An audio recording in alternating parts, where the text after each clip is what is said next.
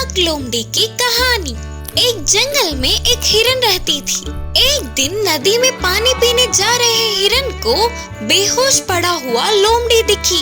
बेहोश पड़ा हुआ लोमड़ी को देखकर हिरन को दया आई और पास के उसके घर ले गई। हिरन ने उस लोमड़ी को दवाई दी। थोड़ी देर में लोमड़ी को होश आ गया। क्या हुआ? तुम क्यों वहाँ पर गिर गए? बोलकर पूछने लगी हिरन। थोड़े दिनों से बहुत कमजोर महसूस कर रही हूँ। प्यास लगने पर पानी पीने नदी के पास आई थी और बेहोश हो गई और मेरा घर भी रात के बारिश में गिर गया। बोलते हुए रो पड़ी लोमड़ी। हिरन को उसे देख बहुत दया आई और उसने कहा, कोई नहीं, दुखी मत हो, हम दोनों दोस्त हैं ना।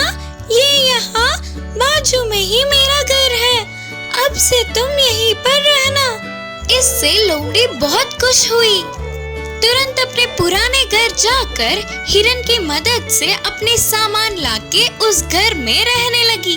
उस दिन से लोमड़ी और हिरन अच्छे दोस्त बन गए। एक दिन लोमड़ी बाहर जाकर आते हुए घर की चाबी कहीं खो बैठी। घर के सामने बैठ के अंदर कैसे जाना करके सोच के दुखी हो रही थी। तभी वहाँ हिरन आकर पूछी, क्या हुआ? क्यों ऐसे दुखी हो? दोस्त, घर की चाबी कहीं खो दिया मैंने, उसके बिना दरवाजा खोल नहीं पा रही हूँ, अब मैं क्या करूँ? बोलते हुए रोना शुरू कर दिया। तभी हिरन अपने घर जाकर एक चाबी लाकर दिया। कोई बात नहीं, ये चाबी लो, अब से तुम यही इस्तेमाल करना करके बोली। वो लोमड़ी के घर की दूसरी चाबी थी, पर ये बात उस चालाक लोमड़ी को नहीं पता था। वो चाबी हिरन के घर का ही है करके सोच रही थी। और क्या, तुरंत उसे एक चाल सूझी। हिरन के बाहर जाने पर चाबी की मदद से उसके घर के सभी सामान को चोरी करके वहाँ से भागने का सोच लिया और वह उस मौके का इंतजार कर रही थी। एक दिन हिरन और लोमड़ी दोनों मिलकर सैर करने चल पड़े। बीच रास्ते जाते ही लोमड़ी ने कहा, अरे रे, मेरे पेट में दर्द हो रहा है, मैं अभी सैर पर नहीं जा सकती, घर जाकर सो जाती हूँ, तुम जाके आओ दोस्त। हिरन के हाँ बोलते ही लौट के घर चली गई। तेजी से लोमड़ी हिरन के घर जाकर उसके पास की चाबी से ताला खोलने की कोशिश कर रही थी। वह चाबी हिरन के घर की तो नहीं थी, इससे वह ताले में अटक गया। इससे डरने वाली लोमड़ी चाबी को घुमाने लगी तो उस ताले में और ज्यादा अटक गया। तो बस लोमड़ी को और ज्यादा डर लगने लगा। हिरन को पता चला तो उससे नफरत करेगी करके सोचकर अपना पूरा सामान वही छोड़कर वहाँ से भाग गई। इस कहानी की नीति है कि दया के काबिल होने वालों का ही मदद करना चाहिए। भाग लोमड़ी और भालू की कहानी। एक जंगल में लोमड़ी और भालू बहुत अच्छे दोस्त थे। लोमड़ी को भोजन नहीं मिलता तो भी भालू उसके अच्छे गुण से उसके भोजन में से थोड़ा भोजन लोमड़ी को भी देता था। ऐसे हमेशा मिलजुल कर रहते थे। एक दिन लोमड़ी और भालू मिलकर भोजन के लिए जंगल में घूमते समय एक भूखा बाघ उन्हें दिखा। इस स्थिति को समझने वाले भालू ने लोमड़ी से कहा, दोस्त, वो बाघ हमारी तरफ ही आ रहा है, अगर हम उसके हाथ लग गए तो फिर हमारा काम तमाम। तुम मेरे पीठ पर चढ़ जाओ, मैं इस बड़े पेड़ पे चढ़ जाऊंगा करके बोला भालू। तब तक ही डर से कांपने वाली लोमड़ी तुरंत उसके पीठ पर चढ़ गई। भालू जल्दी जल्दी से पेड़ चढ़ गया। पेड़ के ऊपर के झाड़ों में भालू और लोमड़ी बिना हिले हुए रह गए। पेड़ के नीचे पहुंचने वाला बाघ उन्हें देखते हुए वहीं बैठ गया। भालू और लोमड़ी पेड़ से नहीं उतर रहे थे और बाघ भी वहाँ से हिल नहीं रहा था। ऐसे ही बहुत समय बीत गया। अंधेरा होते ही भालू ने लोमड़ी से कहा, दोस्त, वो बाघ जिद्दी होकर वही बैठा है। इतनी बड़ी सी पेड़ को वो नहीं चढ़ सकता। फिर भी हमें पूरी रात सावधानी बरतनी होगी। हम में से एक सोएगा तो दूसरे को जागना होगा। ठीक है दोस्त, करके बोली लोमड़ी। तब भालू ने लोमड़ी से कहा, उम्र में भी बड़े हो, तुम पहले सो जाओ। आधी रात ढलने के बाद तुम्हें उठाकर मैं सो जाऊंगा, तब तुम ध्यान रखना। करके बोला। लोमड़ी ठीक है बोलकर गहरी नींद में सो गई और भालू पहरा देते हुए बैठ गया। पेड़ के नीचे ही इनकी लालच से बैठा हुआ बाघ थोड़ी देर बाद भालू से कहा, अरे ओ भालू दोस्त, तुम उस लोमड़ी की रक्षा कर रहे हो, ये मुझे मालूम है। फिर भी मेरी बात सुन लो। तुम अगर उस लोमड़ी को नीचे गिरा दिए तो मैं उसे खाकर दूसरे जंगल में चला जाऊंगा। तुम्हारे कष्ट दूर होंगे। उस बूढ़ी लोमड़ी के लिए भोजन लाके रखने का काम भी दूर होगा। महाराज बाघ, ये लोमड़ी मेरे लिए बिल्कुल भी बाहर नहीं है। मेरे खाने में से बस थोड़ा सा ही इसे देता हूँ। ये तो मुझ पर भरोसा करके जी रही है। देखो तो मेरे भरोसे ये कितनी आराम से सो रही है। बोलते हुए भालू ने जवाब दिया। उतने में आधी रात ढल गई। भालू ने लोमड़ी को जगाकर खुद सो गया। कुछ देर बाद भालू के पूरी तरह से सोने के बाद पेड़ के नीचे से बाघ ने इस बार लोमड़ी से बात किया। लोमड़ी मामू, तुम्हारे मांस खाए हुए बहुत दिन हो गए होंगे ना। अगर मेरी बात सुनना चाहो तो मैं एक बात बोलूं। तुम हिम्मत करके उस भालू को नीचे धक्का दो। मैं उसे मार के खाकर बाकी के मांस को तुझे दे दूंगा। तुम दोनों में से किसी एक को तो मैं खा के ही जाऊंगा। मैंने तो निर्णय कर लिया। बाकी तुम होशियार हो, सोच कर निर्णय लेना। बोलते हुए बाघ ने लोमड़ी को गुमराह किया। लोमड़ी थोड़ी देर के लिए सोच में पड़ गई। बाघ के निर्णय का कोई मुकाबला नहीं करके उसे पता था उसके कष्ट दूर होंगे और खाना भी मिलने के लालच में उसने धीमे से भालू को पेड़ से धक्का दे दिया। नीचे गिरे भालू को देख बाघ ने चिढ़ाते हुए हंसकर कहा, देखा, तुझे मैंने लोमड़ी की चालाकी कितना समझाई थी, फिर भी तूने उस लोमड़ी को धक्का नहीं दिया। उसको देख कैसे तुझे एक पल में नीचे गिरा दिया। अभी भी कुछ नहीं बिगड़ा। मैं तुझे बिना खाए छोड़ दूंगा। कम से कम अब तो तू पेड़ पे चढ़कर उस लोमड़ी को नीचे धक्का दे दे जा। करके पूछा बाघ। भालू ने कहा, महाराज बाघ, वह लोमड़ी बहुत दिनों से मेरे भरोसे ही जी रहा है। आज उसने ऐसा कर दिया करके मैं उसके भरोसे को तोड़ नहीं सकता। सच ये है कि ये उसकी चालाकी नहीं बल्कि धोखा है। धोखा देने वाले अपने आप ही नष्ट होंगे। अब मुझे मारकर अपनी भूख बुझा ले। उसकी बातों से बाघ का मन भर आया। उतना सच्चा मन उसने कभी भी उस जंगल में कहीं नहीं देखा। दोस्त, मैं तुझे खाऊंगा तो मुझे बड़ा पाप चढ़ेगा। मुझे कोई और भोजन मिल जाएगा। तुम जाओ। बोलकर बाघ वहां से चल पड़ा। भालू भी अपने रास्ते चला गया।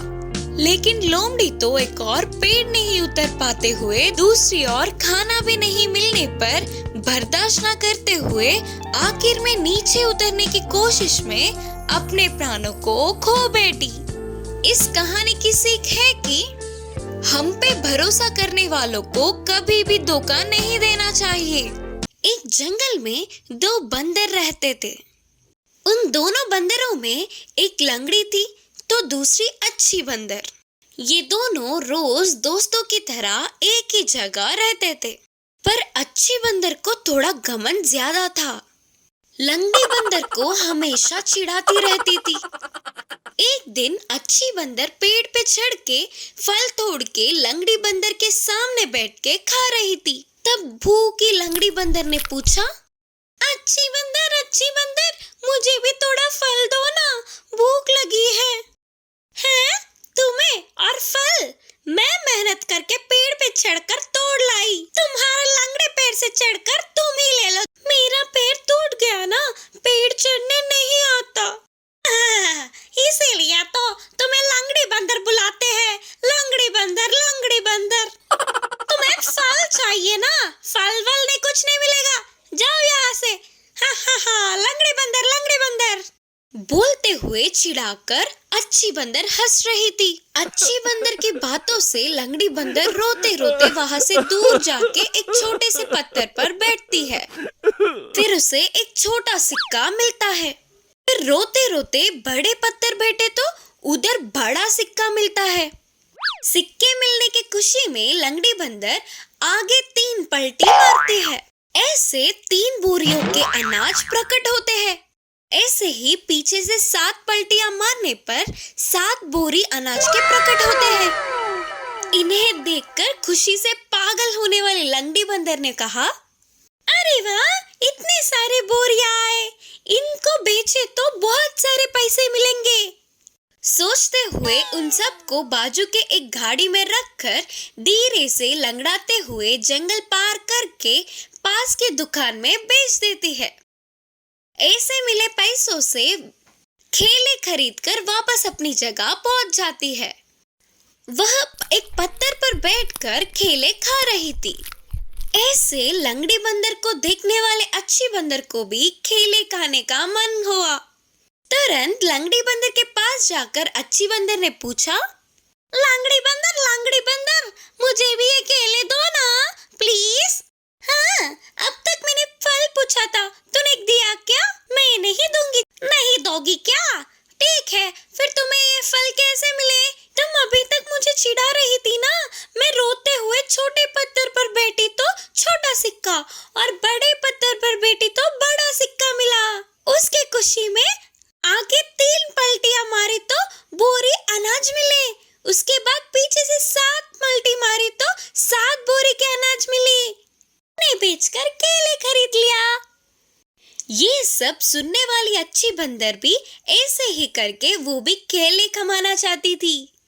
तुरंत ही लंगड़ी बंदर ने जैसा कहा था, थोड़ा रोते हुए, हंसते हुए, फिर रोते हुए, नाटक करते हुए छोटे पत्थर पर बैठती है तो उधर छोटा बिच्छू उसे काट लेता है। बिच्छू के काटने पर भी बाकी के सिक्के तो आएंगे सोचकर फिर रोते हुए, हंसते हुए, फिर नाटक करते हुए बड़े पत्थर पर बैठती है तो अब बड़ी बिच्छू काट लेती है उसे।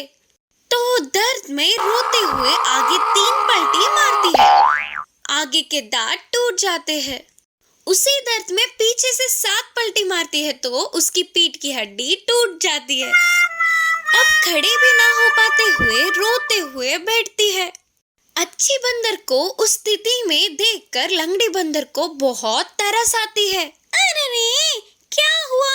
उतनी चोट कैसे खाई? ठीक है, छोड़ो, अब उतनी मेहनत मत करो, मैं तुम्हें केले दूंगी। जब तुमने पूछा था तब मैंने फल नहीं दिया, फिर भी तुम मुझे अपने केले दे रहे हो। मैं नहीं, तुम हो अच्छी बंदर। तब से उसकी घमंड ठिकाने पर आकर दोनों अच्छे दोस्त बने। मुर्गी और कुत्ते की दोस्ती। एक गांव में मुर्गी और कुत्ता थे। उन दोनों के मालिक एक ही होने पर दोनों के बीच अच्छी दोस्ती हुई। वो दोनों गांव में साथ ही घूमते थे और साथ ही खाना भी खाते थे। उनकी दोस्ती को देख गांव के बाकी के पशु पक्षी चौंक जाते थे। एक दिन मुर्गी और कुत्ता पास के जंगल में घूमने गए और जंगल में बहुत देर तक मजे से घूमे। जंगल को पहली बार देखने पर उन दोनों को बहुत खुशी मिली। ऐसे मजे में सब कुछ भूलकर जा रहे थे तो शाम ढल गई। तब मुर्गी ने कहा, अरे रे, रात हो गई, हमने तो ध्यान ही नहीं दिया। अब हम क्या करेंगे? अगर जंगली जानवर आएंगे तो हम क्या करें? सोचकर मुर्गी चतुरता से एक पेड़ के डाल पर चढ़ के बैठ गई और कुत्ता पेड़ के छाल में छुप गया। कुछ देर बाद एक लोमड़ी उसी तरफ आई।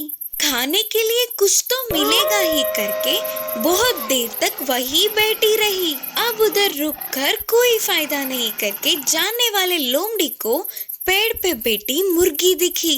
लोमड़ी ने मुर्गी से पूछा, मुर्गी, मेरे लिए एक गाना गाओ ना। तब मुर्गी ने गाना गाया। अपने दोस्त की आवाज सुनते ही कुछ तो खतरा है करके पेड़ के छाल में छुपा कुत्ता सतर्क हुआ। फिर लोमड़ी ने कहा, मुर्गी, अच्छी सी मुर्गी, नीचे आकर गाना गाओ ना, मैं तुम्हें एक अच्छा सा तोहफा दूंगी। लोमड़ी के चाल को मुर्गी समझ गई और बोली, लोमड़ी मामू, मेरे पैरों में दर्द है, मैं अब नहीं उतर सकूंगी। मेरे दोस्त उस पेड़ के छाल में है, उससे पूछ लो गाना गाने के लिए। बोलकर मुर्गी ने चतुराई से कहा, अच्छा, तो पेड़ के छाल में एक और है क्या? तो अच्छे से पहले उसकी खबर लेकर फिर तेरे पास आऊंगा। सोचकर लोमड़ी खुशी से पेड़ के छाल में अपना मुंह रखा तो अंदर के कुत्ते ने लोमड़ी को जोर से काटा। मैं मर गया रे, अरे मैं तो मर गया रे बाबा, बोलकर चिल्लाती हुई लोमड़ी उधर से भाग गई। फिर सुबह होते ही रात की बात को याद करके हंसते हुए मुर्गी और कुत्ता खुशी खुशी घर लौट गए।